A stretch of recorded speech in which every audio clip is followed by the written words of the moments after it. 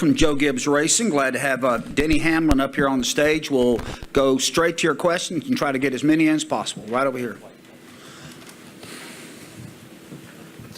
Denny, Jordan Bianchi, SBNation.com. There's some reports out there that Carl Edwards may be considering a run or would be a prospective candidate for Senate in 2018. Wondering if your thoughts on possible Senator Ed Edwards. I can't vote for him, so. You wouldn't vote for him or you can't vote for him? Can't vote for him. Okay. Can't. But I would keep my ballot anonymous. I would not say who I would vote for. Would he be a good candidate? I don't know. What does he know about politics? Anything? I'd say he probably knows a lot about Missouri or Kansas. That's where he's from, right? Yeah. All right, let's go to Bob here, and then we'll go over to Tyler. Hi. Bob Pockris, ESPN.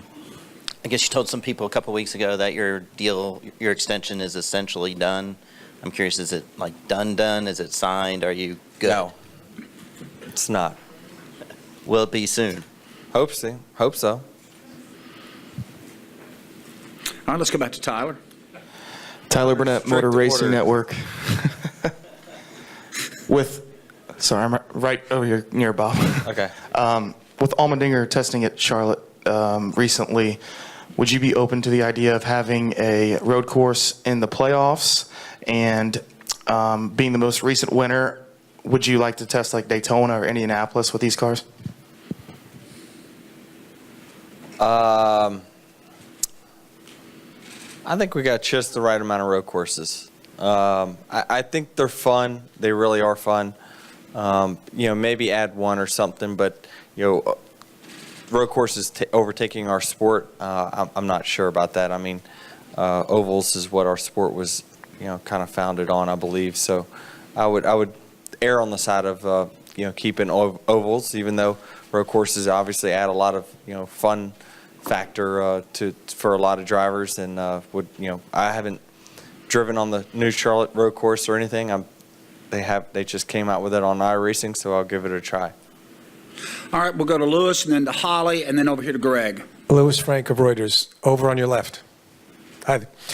Yesterday, Kyle said that he offered some help to Daniel Suarez. Now he calls him regularly. Wondering, do you have anyone who calls you regularly? And if you don't, are you offering any counseling services on the telephone? The only person calling me regularly is my dad, and it's because he's got some issue with some old car he's working on. But that's the only person that regularly calls me. Not really. I mean, I don't have, the dialogue I have with other drivers is, hey, when are we going golfing, or when are we going to go play basketball or something? It's never really racing related. Are you still the best golfer in the garage? No doubt. Okay. Wanted to get that out there. Hi, Denny. I wanted to ask you kind of the million-dollar question that we get to do, but no one's won back-to-back Daytona 500s in a long time, and just maybe why you think that's so difficult and how you feel about it going in this year. Well, I think it's because, it is a very level playing field. There's just really on a weekly basis, I feel like there's probably 20 teams that could potentially win, and when you take it to a super speedway, that number's probably 30. So I think that it's so hard to repeat. It's always intense. It's the first race of the season. There's always some rust to get knocked off. So it's not like you're in a rhythm, I would say. Even though you run some duels and the Unlimited or whatever, the Clash or whatever it's going to be this year, it's so hard to do it back to back. And, some of the NASCAR's greatest drivers, haven't won two of them, much less in a row. So it'd be a great goal of mine. And we've won so many other races at that racetrack, between the duels and the Clash and whatnot, that winning back-to-back 500s would be pretty special. All right, let's go to Greg. Hey, Denny, Greg Engel, Cupscene.com. A Carl question that doesn't have to do with politics. He was mentioning that perhaps he would have some kind of consulting role, maybe be it some testing, or have you heard anything further about that? I know it's primarily with Daniel, but have you heard anything about that? Has he been around the shop or phone called or anything since he left? Yeah, I don't know. You know, I haven't been there at the shop every single day.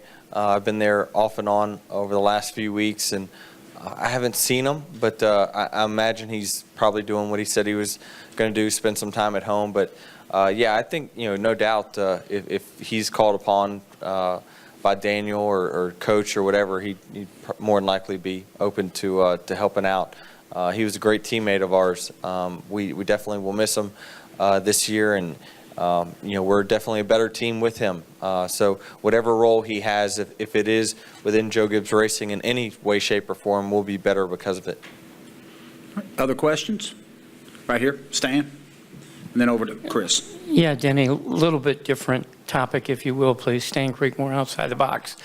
Did you get to see JD over the holidays, and how's he doing? Yeah, I got to see him at the JGR Christmas party. It was the last time that I've seen him, but you know, hopefully we'll come out with something here shortly that will be a good tribute for him that's going to be on our race car all year long. Over here to Chris. Chris Knight, catchfence.com. Denny, I was just wondering if the Denny Hamlin Short Track Showdown was going to come back for 2017, and if it is, if you could talk about it. We're still in the stages of it, figuring out, you know, what we can do. There's a lot of work that goes into putting that race together, but I for sure want to bring it back. And trying to find the right time to do it is the biggest key, not necessarily where it's going to go. Other questions for Denny? All right. Over in the back and then up here to Bob.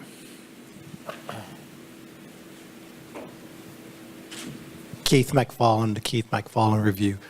Denny, when young kids approach you as fans, can you tell me what's usually that interaction like for you?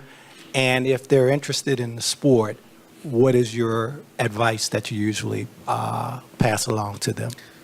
Well, I think a lot of it is, you know, if I'm meeting him, it's at some autograph session or something inside the garage, and you know, if they want to meet me, usually they're a fan of me, and so I always try to spend as much time with kids as possible because, you know, that is our next group of racers and race fans that we're going to have. You know, my thing is go to as many races as you can. That's really how I became a race car driver. Is I was a race fan first, and I remember going to my very first race when I was 5 at Richmond, and the moment I smelled the tires and the burning fuel and the cars buzzing by the first lap, I said I want to be a race car driver. So to me, that's what fueled my passion to be a race car driver. So encourage kids that you know, racing is a great sport to be in. It's great competition, and you know, encourage every kid that wants to do it to try the best they can to do it. All right, got time for one more question. Bob? Does the new point system create any urgency as far as getting used to the new front end of the Toyota? Say it again. Does having a new front end of the Toyota with this new point system create any urgency to learning it compared to the old system where you'd have maybe more time to learn it and not give up as many points? Yeah, that's a valid point. I really haven't thought of it that way, to where, you know, what is our learning curve going to be with this new Toyota Camry? The good part about it is that Joe Gibbs Racing and TRD helped develop this Camry together. So I'm sure that the learning curve will probably be less than what it was when learning other new Camrys in years past. So I would suspect that we come out of the box, you know, just as strong as what we were at the end of last year. Well, Denny, thank you very much for your time. Good luck. Thanks.